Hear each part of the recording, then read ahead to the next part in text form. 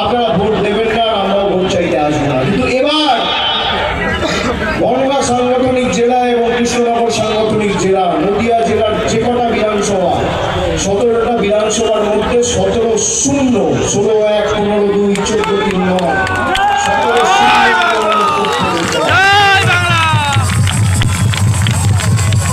2016 সালে আমি নিজের বাবার জন্মের সার্টিফিকেট পেয়েছি। নতুন ভাইদের বলা হয়েছিল নিঃশর্ত নাগরিকত্ব, এখন বলছে ভিসার ডিটেলস দাও, পাসপোর্টের ছবি দাও, এই কাগজ দাও, সেই কাগজ দাও। তোদের বাবাদের কাগজ আছে? সাধারণ মানুষের কাছে কাগজ চাইছো? হয় নিঃশর্ত নাগরিকত্ব, নইলে নদী গদি ছাড়ো, দুটোর মধ্যে একটা। নিঃশর্ত নাগরিক আপনারা তো নাগরিক। আচ্ছা বলুন তো, যাদের ভোট আপনারা ভোট দিয়েছেন নাকি না? আপনি বলুন নাকি না? আপনি ভাবুন কিভাবে ভোটা করাচ্ছে। যারা ভোট দিয়েছে তাদেরকে বলছে যোগ্য জবাব দেবেন, উচিত শিক্ষা দেবেন, নদিয়াকে জেতাবেন, বাংলাকে জেতাবেন, জেতাবেন তো, নইলেন তো, করবেন।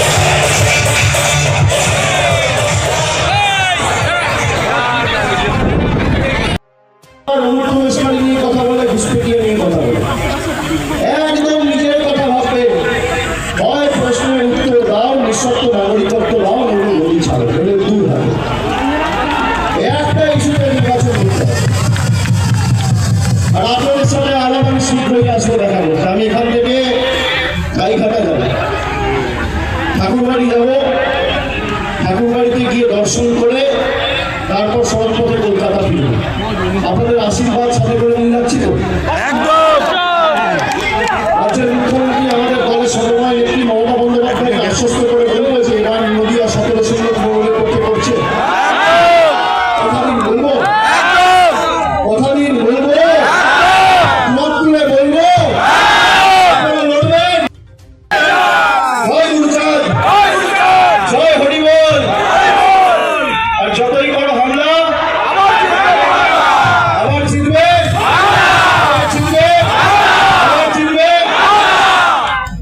আজকে বাংলায় ধমকে চমকে আমাকে তো দেখেছেন কতবার ইডিসিকে ডেকেছে। আমার স্ত্রী, আমার বাচ্চা, আমার ছেলে মেয়ে কাউকে ছাড়েনি, আমার মা বাবা কাউকে ছাড়েনি।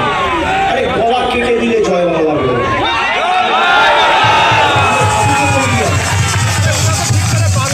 আমাদের মেরুদণ্ড পার্সেল নয়,